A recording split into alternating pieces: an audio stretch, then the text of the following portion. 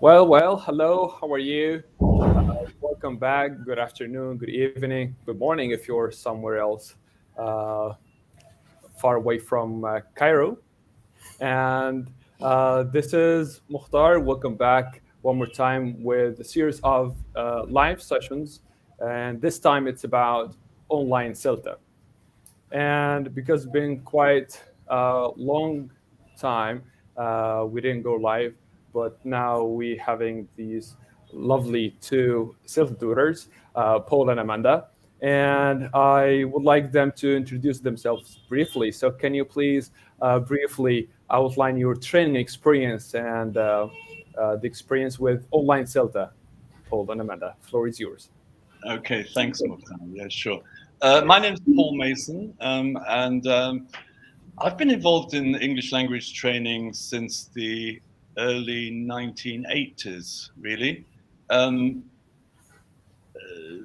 from 86 to 97, I was the director of the International House School in Heliopolis. And there we did quite a lot of CELTA training, mostly with native speaker teachers at that time, and obviously face-to-face training. People coming from the UK to train in a sort of authentic experience of teaching language learners in Egypt. So yeah, that was my first experience with CELTA. And then I moved to British Council. I worked with the British Council as a teaching centre manager in Saudi Arabia, and then later in the United Arab Emirates. Saudi, we didn't do much CELTA training, but in the United Arab Emirates and Abu Dhabi, again, we ran quite a few CELTA courses. Obviously, again, at that time, they were all face-to-face, but interesting programs that we ran there. Then I left the British Council and I went to work with the Knowledge and Human Development Authority in Dubai. So I was there for 6 years, working mostly there, not on CELTA courses, but working with teachers in schools, English language teachers in schools. But again, mostly Arab teachers, so a lot of teachers from Syria, from Jordan, from Egypt, and so on, who were working in the public school system teaching English. So I did a lot of in-service training there, and also some preparation for the TKT, which is the teaching, the teaching knowledge test, the test of knowledge. Well, help me, teaching knowledge test, TKT. Yeah. Yeah. So that was interesting again in Dubai. And since then, I've been back in Egypt from 2014, working exclusively really on CELTA courses and on in-service training with the British Council, but CELTA courses with the British Council and also with International House, and other sorts of work, examination work with IELTS and so on. But CELTA, lots of courses. I'm also an assessor for the CELTA course. One of the important things about the CELTA course is that every course is assessed by an outside assessor. Someone comes and looks at the course to make sure that it's being run according to the requirements of the CELTA scheme. And I work as an assessor, obviously not assessing myself, but going to other centres and assessing other centres.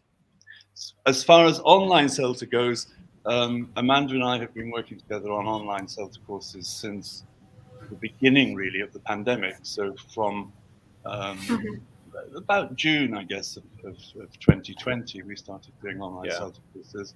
And we've done, how many, Amanda? 5, 6 have we done? 4 or 5, I think, yeah. Yeah, okay. Yeah, so that's my experience, really, with training generally and English language teaching generally. That's quite perfect. That's lovely. And sounds a long time, but I'm still very young. That's the thing to say. Yeah, that's what I want to say. Yeah, that's exactly. Well, thank you. Okay. All right. So I started teaching in 1995, sorry. I originally trained as a primary school teacher, but found it difficult to get a job in the UK. So I decided that EFL might be the path to follow. So I did.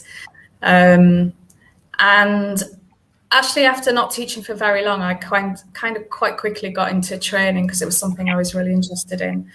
And I became a CELTA tutor in 2005. So I've been doing it for a fair while now.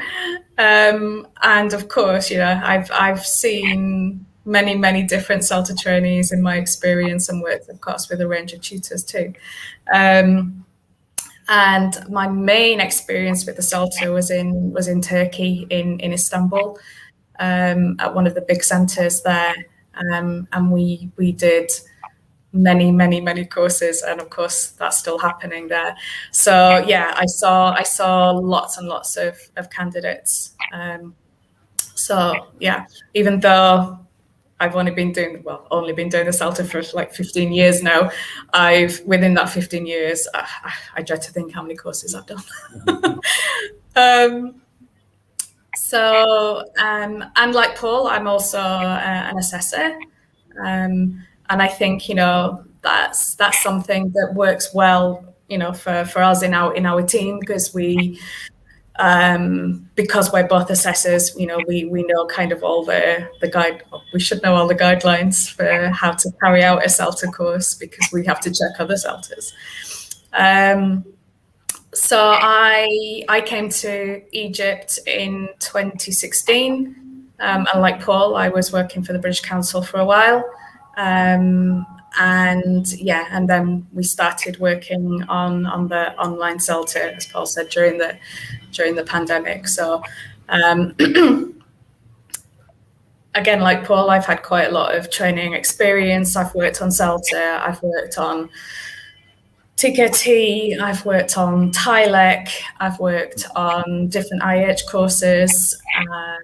I'm a local Delta tutor as well. So yeah, I think between us, Paul and I have a big range of training experience. Mm-hmm. That's really interesting, and many thanks. And if we go to the next point, which is, even I can remember myself when I started hearing about CELTA, and I decided to take it. There was only one way, which is face-to-face. You gotta go to classes, get input sessions, TPs, and that's it. But when later, now we got two options, which is face-to-face and online CELTA. Now that makes the next question is, how did online CELTA come out? Okay, all right, I'll start with that one. Actually, there are three options. You can do it face-to-face, you can do it fully online, or you can do a combination of the two. So kind of half and half. But of course, we're thinking solely about the fully online CELTA. And basically, yeah, I guess it's thanks to the pandemic that the online CELTA came about. Of course, once countries went into lockdown, it was the only option really to keep the CELTA going. So Cambridge decided that we could run courses fully online. And of course, when we first started, I think many CELTA tutors were skeptical about what the online CELTA would be like, whether it would be as valid as the face-to-face course. Would it give trainees the same kind of experience? And I think both Paul and I also had that kind of skepticism when we first started the online CELTA. But from the different courses that we've run, I think we've kind of come to realize that actually there's not a huge difference. It's literally just the platform's different. We're just doing anything that we would do in a face-to-face classroom, but we're doing it online. And of course, there needs to be adaptations for that. But essentially, it's working very well, and I think of course it's become a very popular way now for candidates to do the CELTA course. Yeah, I mean, I think inevitably it was kind of born of necessity, really. I mean, it wasn't possible in most countries in the world to do face-to-face courses. So courses did move fully online, including the teaching practice online. But I think it's important also to stress that although everything moved online, the content of the course remains the same. The requirements of the course remain the same.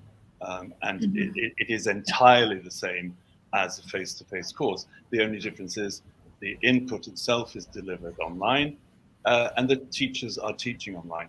But again, in online teaching, you're able to mimic a lot of the things that you would do anyway in a face-to-face classroom. You know, activities such as pair work and group work, ways of checking meaning, ways of conveying meaning, etc. They're all the same online as they would be in a face-to-face classroom. So it's very much exactly the same course, but born of necessity, and has been very successful, and you know, deemed successful by Cambridge in that sense as well. Yeah, because I think, of course, I mean, we as tutors, we weren't sure whether the online version of the CELTA was going to continue, and of course there's been a lot of discussion between CELTA tutors and Cambridge, and of course lots of other stakeholders about whether the online CELTA is something that should continue. But yeah, Cambridge have decided that it's going very well, and of course now by offering these 3 different modes of doing CELTA, it's opened up opportunities to many different people, maybe people who wouldn't have been able to do the course before. So of course that's a great thing. Yeah, that's lovely. Okay, and giving them more opportunities in different ways, it's really helping a lot, especially with the blended one. Even might like when we have online and face-to-face classes, that's really a good option as well. Yeah. Well, if I can recall myself and some other friends when they started thinking about doing their CELTAs, they had that kind of feeling, am I ready for such a course? Because it's been a lot of info and a lot of things to take care of before you join such a course. So the question would be, how do I know if I'm a suitable candidate for CELTA? Okay, yeah, I mean, lots of requirements really to think about. I mean, in terms of your level of English, for example, you really need to be either a native speaker or to have a C1 level of English, according to the CEFL references. You need to be at least C1 level of English. We don't necessarily ask candidates to take a test that would prove that. I mean, they could, for example, take an IELTS test or take a TEFL test. We don't ask them to do that, but that becomes obvious at interview. And one of the important things about the CELTA course is everyone has to do a detailed application and has to have an interview. And at that interview, if it becomes clear that you don't have the necessary level of English, the interviewer will tell you that and will tell you, you know, how you can improve your English before you consider doing CELTA. So language is definitely one of the requirements. And apart from your mastery of the language, you need to have some language awareness. So again, you know, a native speaker, for example, might be really good at speaking English, obviously, because they're a native speaker, but they might not be aware of the language in the way that you need to be a teacher. So you need to be aware of, at least capable of thinking of, well, why do we use that tense here? What does this word actually mean? How do we put together this sentence? What are the component parts of the sentence? Have some awareness of parts of speech and things like that. So you need to have that level of language awareness, or at least in the interview to show the potential to gain that level of language awareness. So show that you can think about language and you can put it together and you have the capabilities to take that on board. Because during the course, there's not a lot of time. Even if you do a part-time course, you've got other commitments and so on, it turns out to be quite intensive, really. So you need to come in with some degree of language awareness so that you have a good base on which to approach the course. So that's in terms of language. Amanda, do you want to talk about experience or no experience of teaching? Sure, yeah. I mean, of course, originally when the CELTA was first started, the idea was that it was an initial teaching qualification for people who had no experience of teaching. And that's still the case. It's still an initial teaching qualification. However, nowadays, probably maybe not the majority, but a significant number of people doing the CELTA, and particularly if we think about the candidates that do the CELTA at International House, for example, certainly the majority of them are experienced teachers. And sometimes teachers who have no experience, when they're on a course with teachers who have a lot of experience, they kind of feel a little bit worried and, that they're not going to be good enough. But actually, the teachers that come into the course with little or no experience, in some ways, they're a kind of an advantage, because everything that we're helping them with on the course, they can take that on board, and they can try it out in the classroom. Whereas sometimes for experienced teachers, because they've been teaching for such a long time, maybe they're kind of set in their ways, or they've got certain ways of doing things, and that can be it can be a bit difficult to do things in a different way. So I think, certainly when it comes to people who've got a lot of experience coming onto a CELTA course, one piece of advice that we would give to candidates is that, you need to be very open-minded. You need to be very aware of you as a teacher. And you need to take on board the feedback that we give you, so that you can develop yourself as a teacher. Because of course, if you don't take that feedback on board, then you're basically just wasting your money. So you really kind of have to be ready for that, criticism. Yes. Yeah. And of course, that can be difficult, if you've been teaching for a long time, and you think you're doing things well, and then suddenly someone says, well, actually, maybe you need to do this, or you need to change that. Yeah, it can be a bit difficult sometimes, but yeah, but you do need to come into the course with that idea, because it's not really enough to say, well, I've been teaching for 20 years, give me a certificate which certifies my teaching. That's not why you should be doing the CELTA. You're doing the CELTA because you want to, where necessary, effect a change in your teaching, reflect more on your teaching, and try out different things. And that's what CELTA is about. It's not about certifying. It's not about a certificate. It's about, effecting change in teaching. Yeah, perfect. Thank you for this. And well, CELTA is one of the TEFL courses that if a teacher wants to develop himself, he might think of CELTA or something else. But these online TEFL courses, because we're talking about online CELTA now, a lot of online TEFL courses, some of which aren't really very reputable. So how does the online CELTA differ from these other online TEFL courses? Okay, yeah, I mean, it goes back to what the CELTA course itself is. I mean, as Amanda herself said, the course was actually born in basically 1962. So it's been going on for almost as long as I have, really. Not quite. 1962. And it was born through International House, in fact. I mean, it was the founder of International House in the UK, John Haycraft, who established the first teacher training course, which eventually became the CELTA. One of the values that I mentioned before of the course is that it's validated by Cambridge university. So it is a validated certificate. The trainers are always fully trained as trainers, and again, they have to be validated by Cambridge as well.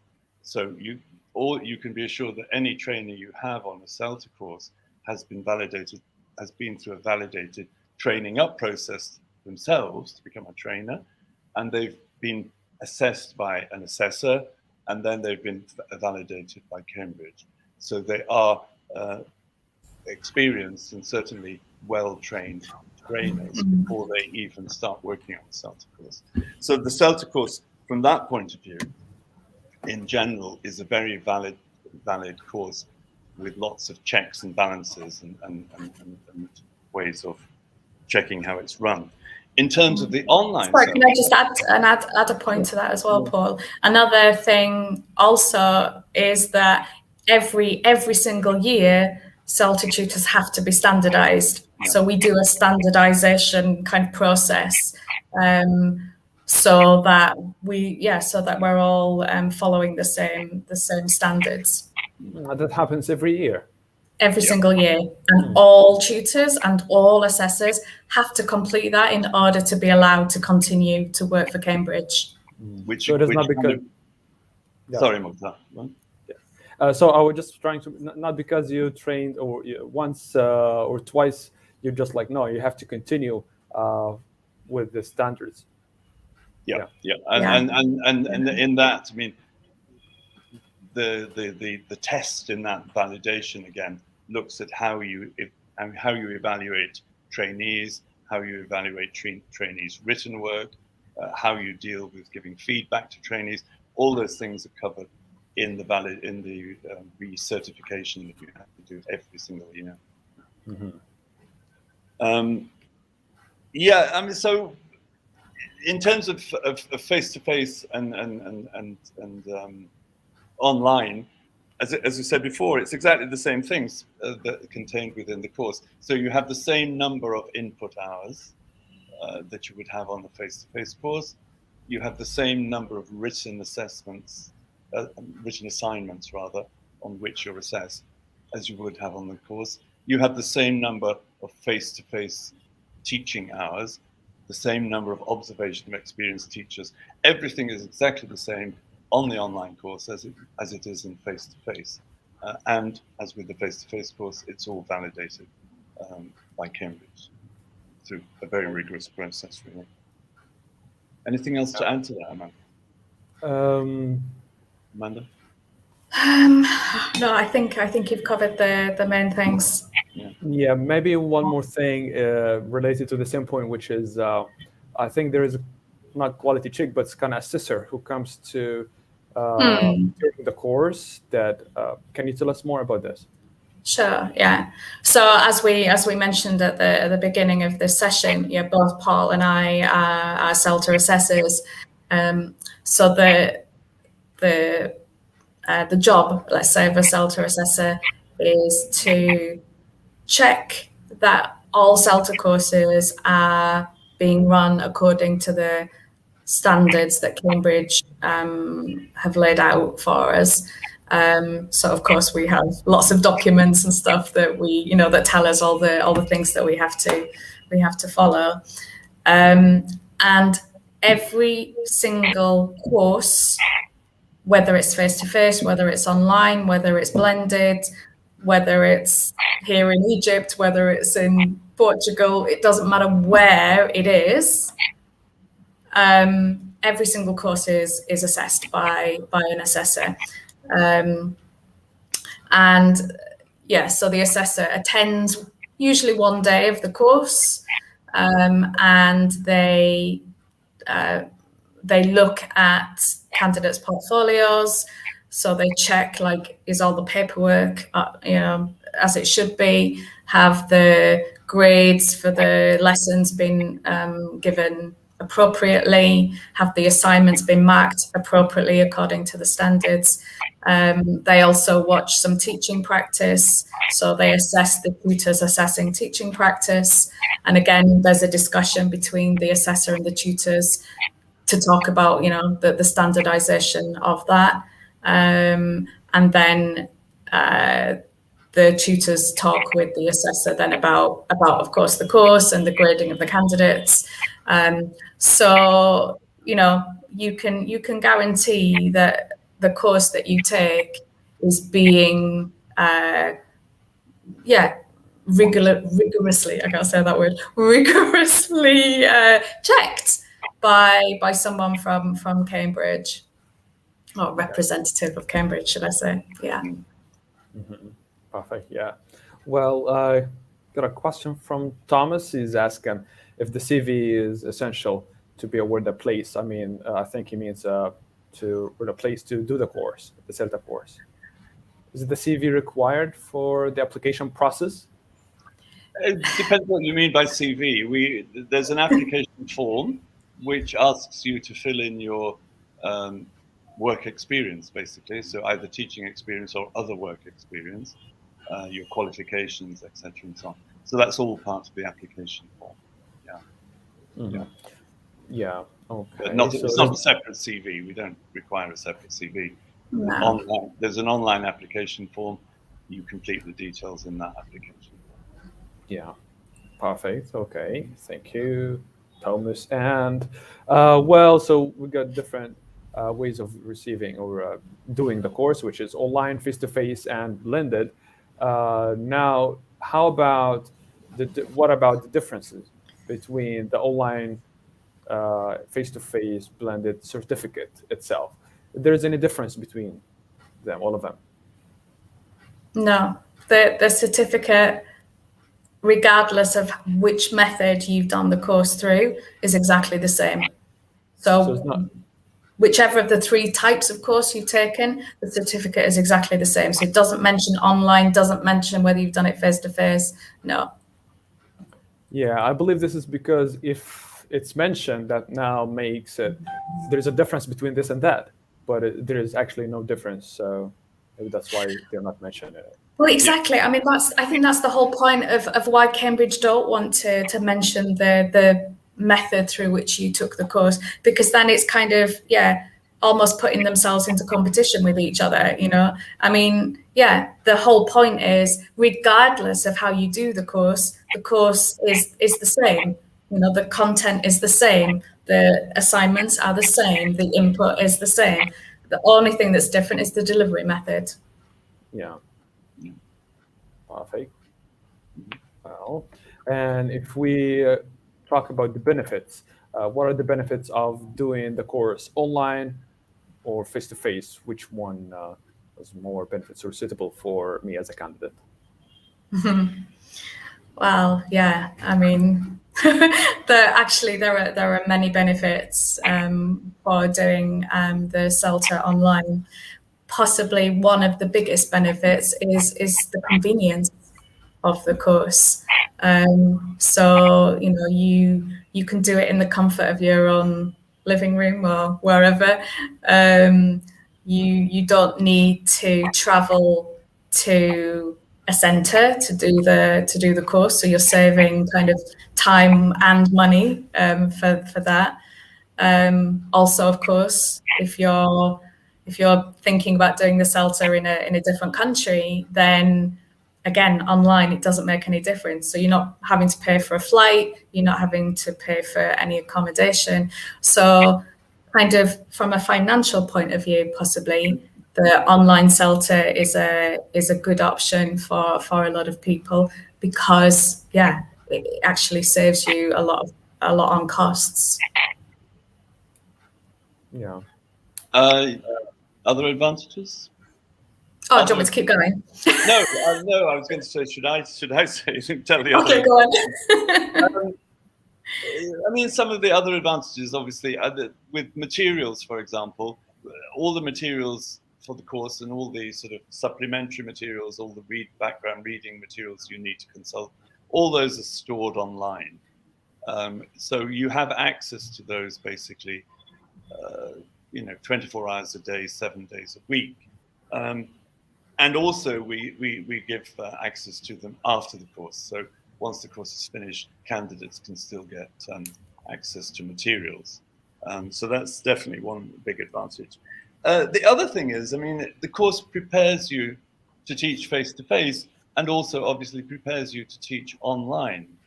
And more people, through necessity or through desire, are teaching online nowadays.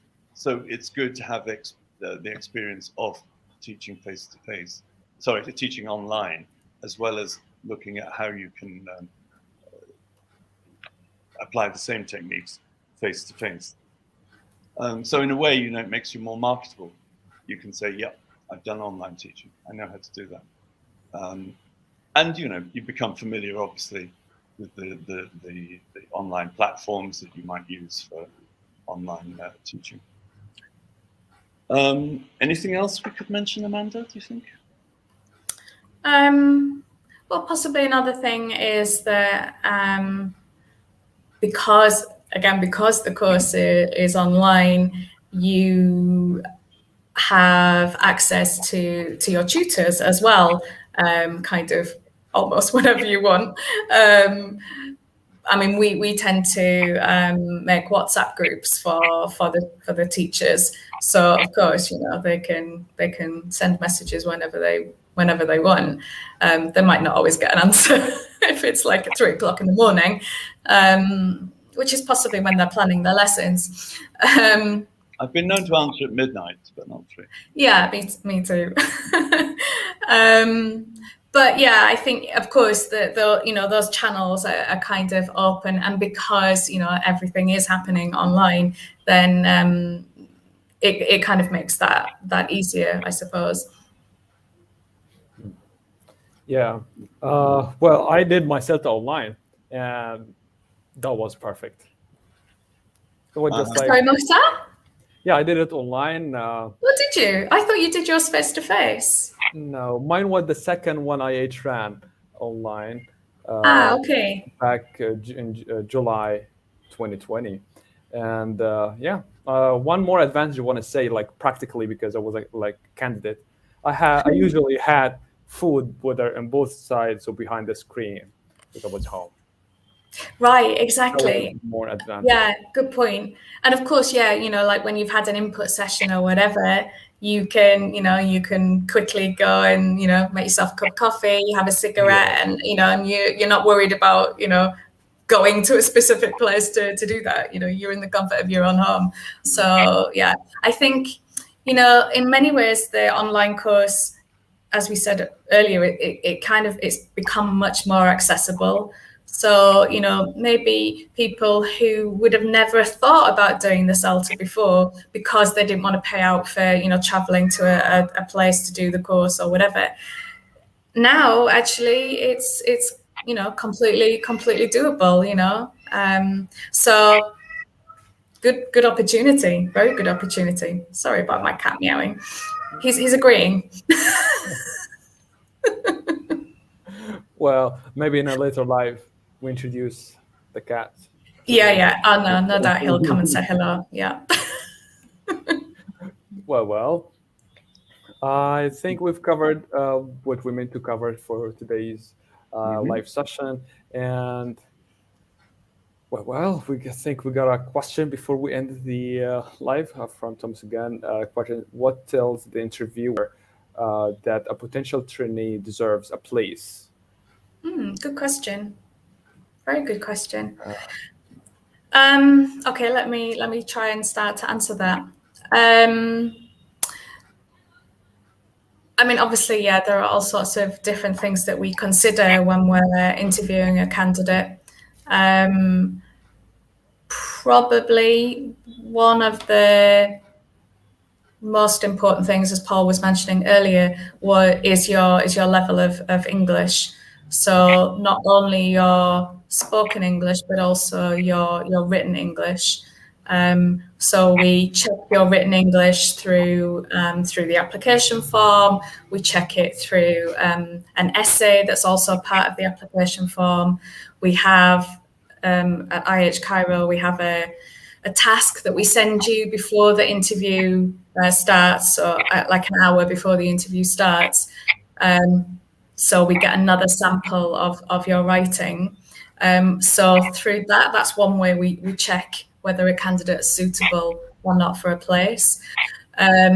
Obviously, as we interview the candidate, we're assessing their level of English and whether it's going to be good enough to do the course. I mean, okay, you know, everybody makes mistakes and they hesitate when they speak, you know, and that's fine. We, of course, you know, even as native speakers, we do that. So that's not a problem. But if someone is making a lot of mistakes when we're speaking to them, then that would be one reason maybe why we wouldn't accept them onto the course, because if they're making mistakes at the interview, that probably means then they would make mistakes in the classroom. And obviously, yeah, you know, we're teaching English. We don't want students to be making mistakes, or not, our teachers not being aware of mistakes. And again, as Paul mentioned, you know, we check your language awareness. We ask you questions about language. So, you know, okay, you've done the task that we've sent you, and you could have checked some of that stuff. You know, you could have looked in books and stuff, which is fine. But we ask you questions to see if you can analyze language to a certain depth. And if we feel that you're not quite ready for that, then maybe again that's a reason for not actually taking someone onto the course. Mm-hmm. Do you want to add more to that, Paul? I think in general as well, you're looking for, I mean, leaving aside the language requirements, you're looking for potential, really, a potential to reflect, the ability to think, and the potential to reflect as well, perhaps on if you are a teacher, what might be effective teaching practice, and the idea that you can think through what that might look like. And if you're not a teacher, then thinking about your own learning experiences and how that might translate into effective teaching experiences. So this ability to think about teaching, to think about language, the potential is quite important, as well as what you've already grasped. In some cases, more than what you've already grasped. Really. Because as you say, you know, language analysis, you can look up in a grammar book. And that's perfectly fine to do that. All teachers need to do that, even when they're teaching sometimes. You know? Yeah. It's the potential to think these things through. Really. Yeah. And all of those things then put together, we then assess whether, I mean, part of the interview process is that we decide whether we think a candidate is going to be able to pass the course or not. So if we think that the candidate might have problems for whatever reason, you know, they're going to struggle with some aspect of the course, be it language, be it writing, be it whatever, then we would turn someone down, because at the end of the day, of course, we don't want people to fail, you know. We want people to pass the course and, you know, and go away with their certificate, having gone through the whole experience of, you know, learning all this different stuff there is to learn about teaching. Yeah. Yes, I think this is kind of things that people need to take care of, especially when they're not ready for receiving criticism. So that's why maybe this is will eliminate it a bit. Constructive feedback, not criticism. It is. Yeah. Thank you. There you go. You've had some feedback, Mokhtar. Yeah, not really. I had all good feedback. I respect it. Maybe I meant how they see it. Yeah, exactly. Yeah, exactly. That's the problem. Yeah. And if I'm to add something, I would say the free time they have, the enough time they have before they join the course, especially if they're doing it full time course. You've got to have the time. You've got to have the time to commit to the course. I mean, okay, with an online course, maybe. Yeah, you do save some time because you're not commuting or whatever, but yeah, you still need to have time to work on your assignments, time to plan your lessons, time to, you know, think about what the input is or whatever. So Yeah, Yeah, it is, as because an assessor, I've never been to. I don't think I've ever been to a course talking to trainees and them not say the course is so intensive. It's so intensive. And they say that if they're on an intensive course, they say that if they're on a part-time course, they say that if they're on a 20-week course. It's always so intensive because Yeah. it is, and you need to be, as you said, Mokhtar, prepared for it. You need to. yeah, because I remember I had to resign from a job to be free to do the course. Right. Yeah, it is. Well. I think we're coming to an end for today's live, but maybe Mr. Khalaf is saying hello. Oh, hello. I think, you know, the Hello, phone is Khalaf. up. And we might meet up soon. And I think that was it for today. It was great having you, Paul and Amanda. And Thank you. wait for the Thanks. next live. Would be our next live will be on next Monday. Next Monday. Monday at 7 as well. Yeah. And many thanks for both of you, and many thanks for all people around the world watching. And see you again. Yeah. Thank you. Thank Good you. night. Bye. Good See you.